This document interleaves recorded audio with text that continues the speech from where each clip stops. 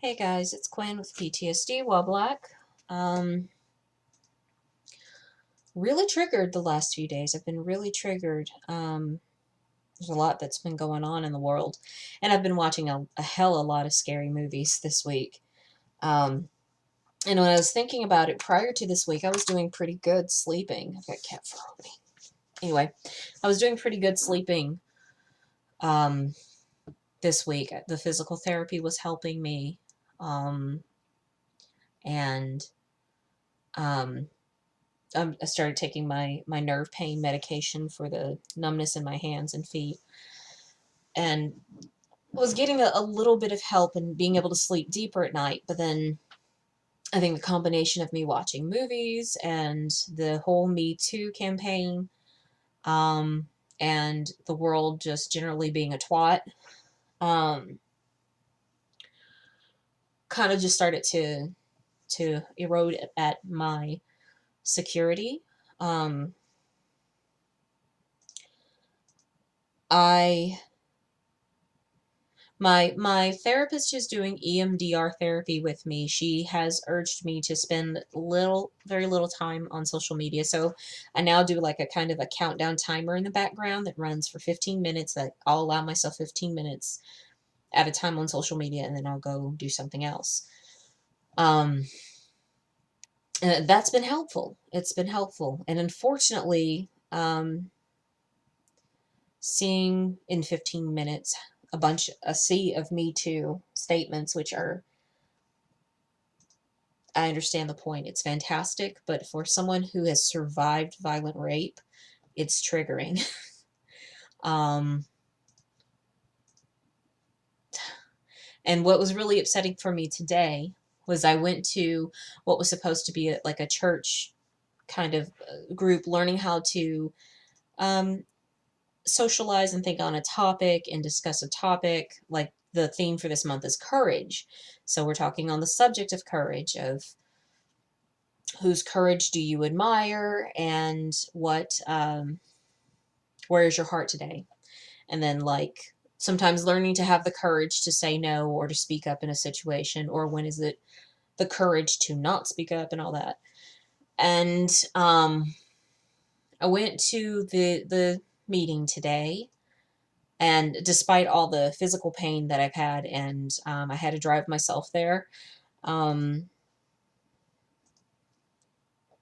and so that was like, just trying to go beyond all that stuff. I get there at what I think is going to be a safe situation or a safe environment for me, but unfortunately, folks had that same topic of the Me Too, of women surviving assault. And so it's like, even in places that are supposed to be safe spaces for me, the subject still permeates those areas, and I'm having to learn how to um, keep myself safe, because I can't just set a timer for 15 minutes and then decide how long I want to stay in the meeting. And I did that. I try to give myself like the ability to see, okay, will the subjects change? Because I want to be there for other people, but I emotionally can't show up authentically in those moments. And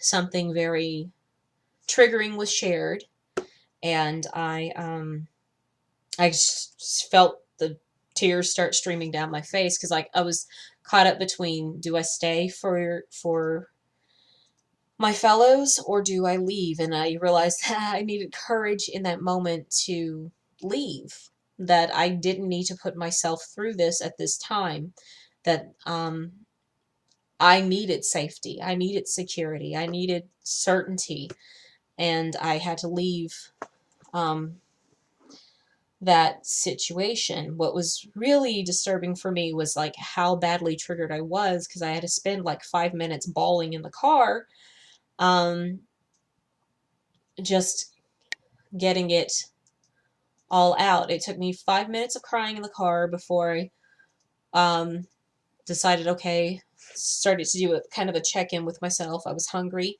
I was angry, I was lonely.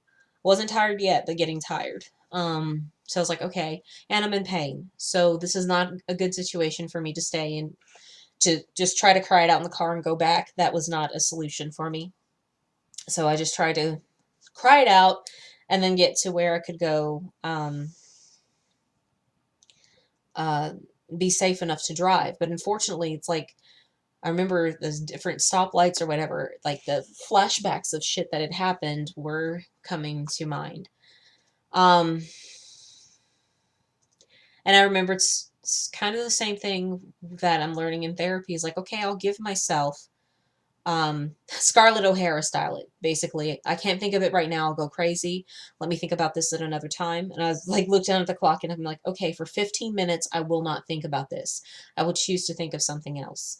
And so I just turned on the radio, um, listening to talk radio and um, changing to music stations or what have you. And I'm like, let's focus on uh, making sure that I take care of the hungry. I can take care of that.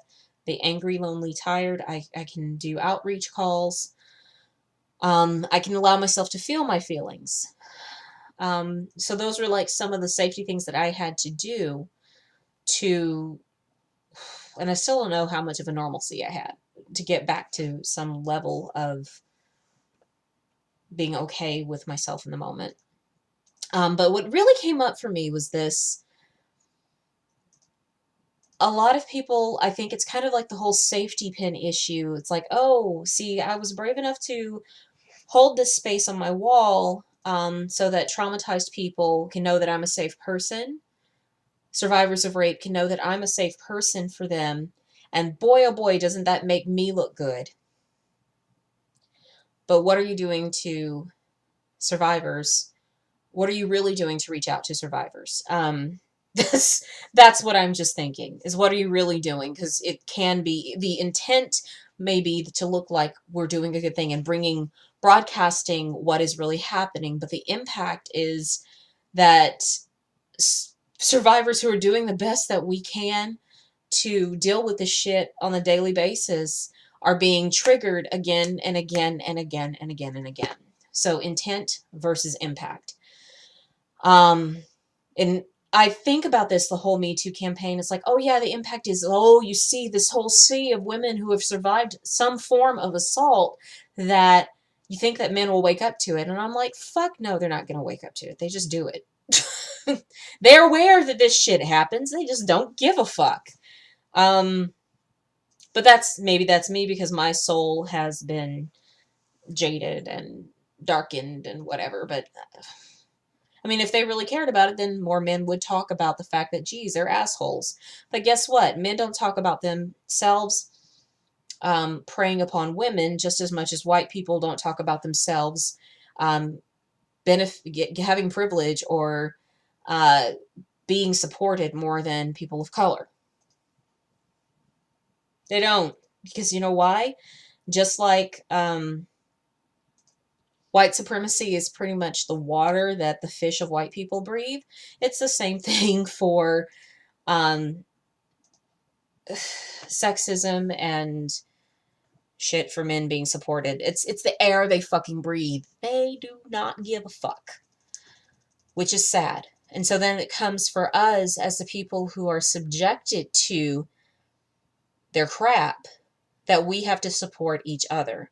And supporting each other doesn't just mean getting a cookie for ourselves for saying, "Ooh, look, I talked about it." But it's really reaching out to see how your sister's doing. Um, or respecting that someone's really going through a struggle. That's what support looks like. So that's just my rant. That's my rant on this because I've had a very fucked up day in addition to being in excruciating pain. That was just like the highlight of my day. So I know this was a long rant, but I just had to get that out. Okay, till next time. Peace.